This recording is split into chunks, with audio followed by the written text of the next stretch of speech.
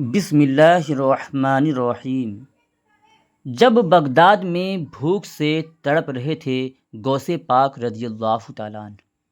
دوستوں، سیریز کے پچھلے ایپیسوڈ میں ہم نے دیکھا کہ کیسے 18 سال کے نوجوان عبدالقادر کے ایک سچ نے 60 خونخوار ڈاکوؤں کی تقدیر بدل دی۔ لیکن ڈاکوؤں کو ہدایت دینے کے بعد جب یہ روحانی ستارہ بغداد کی سرزمین پر اترا تو شروع ہوا امتحانوں کا وہ دور جسے سن کر روح کانپ جاتی ہے۔ ایک طرف علم حاصل کرنے کا جنون تھا تو دوسری طرف بھوک مری اور کڑکڑاتی ٹھنڈ۔ لگاتار کئی دنوں کے پھاقے، یہاں تک کہ کھانے کو ایک سوکھی روٹی کا ٹکڑا تک نہیں تھا۔ جنگلوں سے کڑوی جڑی بوٹیاں کھا کر راتیں گزارنی پڑی، لیکن اس نوجوان نے کبھی کسی کے آگے ہاتھ نہیں پھیلایا۔ آخر کیسے بغداد کے اس گمنام نوجوان کے بھوک مری سے لڑتے ہوئے علم کی وہ اونچائیاں حاصل کیں کہ زمانہ انہیں محی الدین یعنی دین کو زندہ کرنے والا کہنے پر مجبور ہو گیا۔ آئیے جانتے ہیں غوث پاک رضی اللہ تعالیٰ عنہ کی زندگی کے اس سب سے کٹھن اور روحانی منظر کو۔ اگر آپ نے ابھی تک چینل کو سبسکرائب نہیں کیا تو فوراً کریں اور کمنٹ میں سبحان اللہ لکھ کر اس پاکیزہ سفر سے جڑیں۔ دوستوں، ڈاکوؤں کے گروہ سے رخصت ہو کر حضرت شیخ عبدالقادر جیلانی رضی اللہ تعالیٰ عنہ آخر کار بغداد شہر میں داخل ہوئے۔ اس دور میں بغداد دنیا میں علم و ادب کا سب سے بڑا کیندر یعنی مرکز تھا، لیکن آپ کے پاس نہ تو رہنے کا کوئی ٹھکانہ تھا اور نہ ہی کھانے پینے کا کوئی ذریعہ۔ آپ نے بغداد کے بڑے بڑے علماء کرام اور مدرسہ نظامیہ کے استادوں سے فقہ، حدیث اور قرآن کی تعلیم حاصل کرنا شروع کیا۔ دن بھر علم حاصل کرتے اور راتیں اللہ رب العزت کی عبادت میں گزارتے، لیکن امتحان کی گھڑی جلد ہی سامنے آ گئی۔ آپ کے پاس موجود جمع پونجی ختم ہو گئی تھی۔ بغداد میں آپ کی جان پہچان کا کوئی نہیں تھا۔ آفت یہ آئی کہ بغداد میں بھاری آکال یعنی سخت سوکھا پڑ گیا۔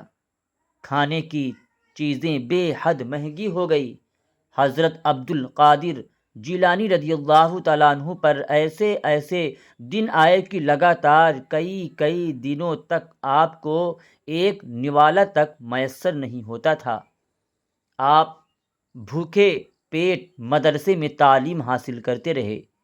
جب بھوک مری برداشت سے باہر ہو جاتی تو آپ کسی کے آگے ہاتھ پھیلانے کے بجائے رات کے اندھیرے میں دجلہ ندی کے کنارے یا مدائن کے جنگلوں میں نکل جاتے۔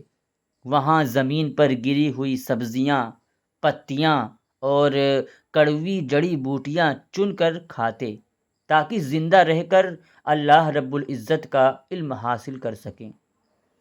فاقہ کسی بھوک کا یہ دور مہینوں تک چلا۔ دوستوں، ایک بار کا واقعہ ہے کہ آپ کو لگاتار کئی دنوں سے کھانے کو کچھ نہیں ملا تھا۔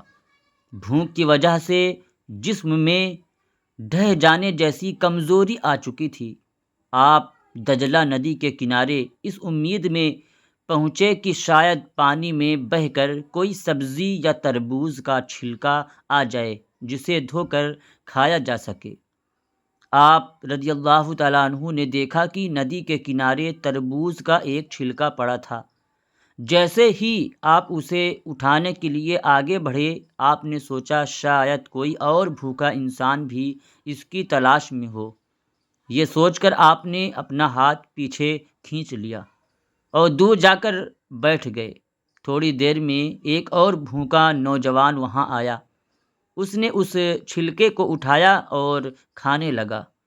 حضرت عبدالقادر جیلانی رضی اللہ تعالیٰ عنہ نے مسکرا کر اللہ رب العزت کا شکر ادا کیا کہ اس بندے کی بھوک مٹ گئی۔ جب آپ رضی اللہ تعالیٰ عنہ بے حد کمزور ہو کر ایک مسجد کے کونے میں بیٹھ گئے تو اللہ رب العزت کی رضا پر راضی رہنے کا ایک عجیب نظارہ دیکھنے کو ملا۔ ہوا یہ کہ تبھی ایک اجنبی شخص مسجد میں داخل ہوا۔ اس کے ہاتھ میں گرم روٹیاں اور بھنا ہوا گوشت تھا۔ اس نے حضرت عبد القادر جیلانی رضی اللہ تعالی عنہ کو دیکھا اور آپ کے پاس آ کر بیٹھ گیا۔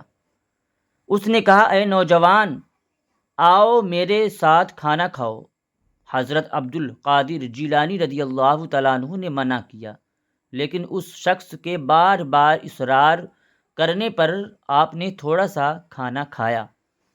کھانا کھاتے ہوئے اس شخص نے رونا شروع کر دیا۔ آپ نے پوچھا، تم کیوں رو رہے ہو؟ اس اجنبی نے کہا کہ میں جیلان شہر سے آیا ہوں۔ آپ کی والدہ یعنی ماں نے مجھے آپ کے لیے 8 دینار دیے تھے تاکہ میں آپ تک پہنچا سکوں۔ میں بغداد میں آپ کو کئی دنوں سے ڈھونڈ رہا تھا۔ میرا سارا سامان ختم ہو گیا اور بھوک سے میری جان جانے والی تھی۔ تبھی میں آج مجبوری میں نے آپ کے ان 8 دیناروں میں سے کچھ پیسوں کا یہ کھانا خرید لیا۔ میں آپ کا گنہگار ہوں۔ حضرت عبد القادر جیلانی رضی اللہ تعالیٰ عنہ نے جب یہ سنا تو آپ کی آنکھوں میں آنسو آ گئے۔ دوستوں، آپ رضی اللہ تعالیٰ عنہ نے مسکرا کر فرمایا کہ اللہ رب العزت کا شکر ہے کہ اس نے مجھے حرام سے بچایا اور میری ماں کی امانت صحیح سلامت مجھ تک پہنچا دی۔ سبحان اللہ، سبحان اللہ۔ آپ رضی اللہ تعالیٰ عنہ نے نہ صرف اس اجنبی کو معاف کیا بلکہ بچا ہوا کھانا اور باقی بچے پیسے بھی اس اجنبی کو تحفے میں دے دیے۔ یہ تھا آپ رضی اللہ تعالیٰ عنہ کا صبر اور توکل اور پرہیزگاری اور تقوی اور اللہ رب العزت پر بھروسہ۔ دوستوں، ظاہری علم یعنی فقہ، حدیث، تفسیر میں مہارت حاصل کرنے کے بعد حضرت عبد القادر جیلانی رضی اللہ تعالیٰ عنہ کے دل میں باطنی علم یعنی روحانیت کی پیاس جاگی۔ اس کے بعد آپ نے وہ قدم اٹھایا جس نے دنیا کو حیران کر دیا۔ آپ نے بغداد کی آبادی اور دنیاوی رونقوں کو چھوڑ دیا اور عراق کے ویران جنگلوں اور مدائن کے کھنڈروں کی طرف نکل گئے۔ دوستوں، آپ حیران رہ جائیں گے کہ آپ رضی اللہ تعالیٰ عنہ نے لگ بھگ 25 سالوں تک انسانیت سے دور اکیلے جنگلوں میں سخت روحانی ریاضت کی۔ نہ پہننے کو اچھے کپڑے تھے اس وقت، یعنی آپ صرف ایک اون کا لباس پہنتے تھے اور کچھ نہیں۔ نہ رہنے کو چھت تھی بلکہ کڑکڑاتی ٹھنڈ میں آپ وہاں کے رات اور دن گزارتے۔ تپتی گرمی ہو یا طوفانی بارش، آپ رات بھر ایک پاؤں پر کھڑے ہو کر قرآن پاک کی تلاوت کرتے، ایک پاؤں پر، اور اللہ رب العزت کی عبادت میں ڈوبے رہتے۔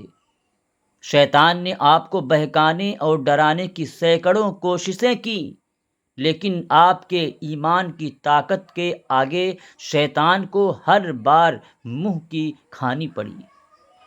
ان 25 سالوں کی سخت تپسیا، محنت، مشقت نے آپ کے نفس یعنی اہنکار کو پوری طرح مٹا دیا اور آپ کو اللہ رب العزت کا وہ مقرب قریبی بندہ بنا دیا جس کی طاقت کا اندازہ کوئی انسان نہیں لگا سکتا تھا۔ 25 سال کی سخت ریاضت اور اللہ رب العزت کی راہ میں صبر کرنے کے بعد جب حضرت شیخ عبد القادر جیلانی رضی اللہ تعالیٰ عنہ بغداد واپس لوٹے تو آپ صرف ایک عالم نہیں تھے بلکہ غوث اعظم بن چکے تھے۔ لیکن دوستوں، جب آپ نے بغداد میں پہلا بیان یعنی خطاب دینا شروع کیا تو کیا ہوا؟